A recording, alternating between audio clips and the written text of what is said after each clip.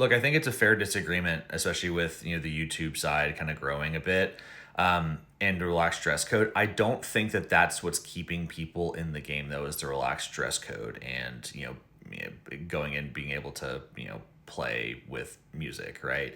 I do think that a lot of the growth that we're seeing is going to fall off if there's economic issues that we're seeing in the US right now, and that continues. I would expect golf to be one of the few things that falls off pretty much immediately because it is a luxury cost you can just kind of get rid of pretty much immediately, right? That's the first thing. The second thing is access, right? A lot of the facilities that are being built now in cities are more like the X Golf style, where you can go and hit indoor on a simulator, which there has been a desire for, but it's not really on the golf course side because on the golf courses they're super packed, at least in most major metro areas, and the number of golf courses has gone down in the last 10 years. At least the ones internally. The ones that have been built recently have all been kind of the dream golf facilities like Cowboy Dunes, Sand Valley, all those big things. There's a big push in those because the wealthier side of golf, can still go play and will always still be able to play. So they'll go and do that. But locally, at least in Sacramento and Bay Area and other places, you're seeing golf courses that were closed down in the last like 10 years. We lost two golf courses that maybe if they had survived through COVID or gotten to COVID could have survived, but it's just not realistic anymore. I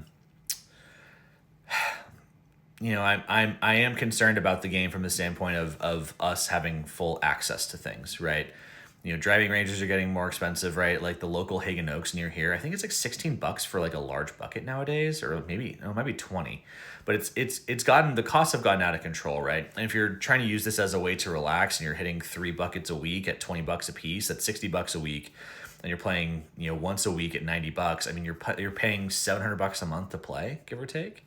I don't think the young people that are starting to get into careers have that luxury as much as people who are further into their careers like I am and have more disposable income to be able to play. And yes, will it push people to private clubs for sure? Private clubs are also inundated in a lot of areas too, right?